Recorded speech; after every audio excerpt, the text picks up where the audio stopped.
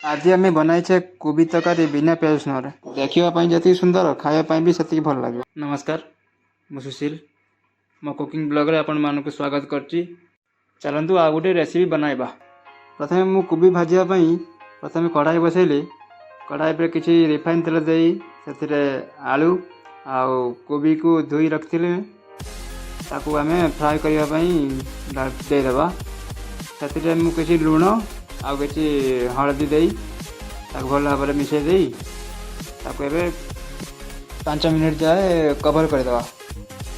5 minute पर काढ़ी आउ मुझे 10 मिनट फ्राए कर दी भल भाव में खुलार आम कोबी हो सारा। मु मसला लगे किसी अदा किसी जीरा आ पानी दे भल भाव पेस्ट करदेली। ये मुझे सोरिष तेल दे 5 फुटन दे जो मसला बाटी रखी दे फ्राए कली।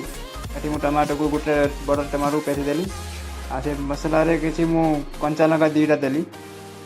ताको आम भल भाव मिसई देवा। से भल भाव फ्राए होगापर ये बाटी रखा टमाटर को दे भी भल भाव मिसई देवा। ये मुझे किसी हलदी आउ किसी काश्मीरी लाल मिर्ची देगी आउ धनिया पाउडर आउ किसी गरम मसला मुझे एमती सब मसला दे भल भाव में फ्राए कर लबा।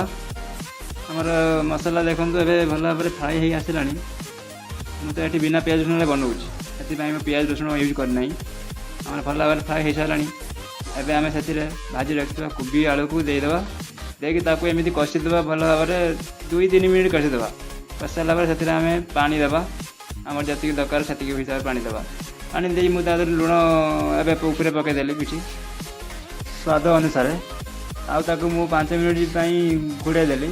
एवं आमर कोबी रेडी है बिना प्याज बन कोबी। देखो केते सुंदर लगुच एमती भी टेस्टी।